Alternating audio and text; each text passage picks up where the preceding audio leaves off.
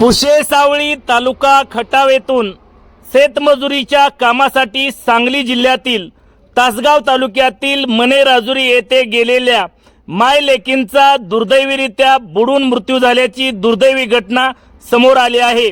याबाबत अधिक माहिती अशी की पुशे सावळी तालुका खटाव येथील सत्वला संतोष जाधव वय 28 वर्ष व मंजू संतोष जाधव वय 10 असे मृत पावलेल्या आई व मुलीचे नाव असल्याचे निष्पन्न झाले आहे। या दोघींच्या दुर्दैवी निधनाने पुशे सावळी परिसरात शोककळा पसरली आहे।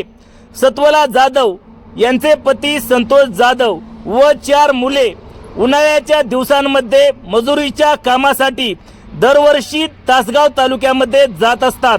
बुधवारी दुपारी 4 वाजण्याच्या सुमारास मने राजुरी गावच्या परिसरातील तलावामध्ये धुणे धुण्यासाठी गेले असताना त्या ठिकाणी सत्वला धुणे धुत असताना मंजू पाण्यामध्ये खेळत असताना अचानक बुडायला लागल्यानंतर आई सत्वलाने वाचवण्यासाठी तलावामध्ये उडी मारली, मात्र पाणी खोल असल्यामुळे दोघींनाही बाहेर निघणे अशक्य झाले।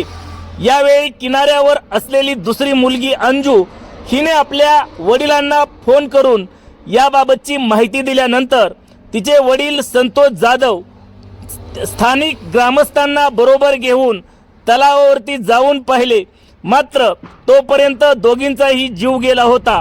यानंतर तासगाव पोलिसांमध्ये याबाबतची कल्पना देण्यात आली व नंतर त्या ठिकाणी पोलीस दाखल झाल्यानंतर दोघींचे हे मृतदेह बाहेर काढण्यात आले आणि शवविच्छेदनासाठी पाठवले।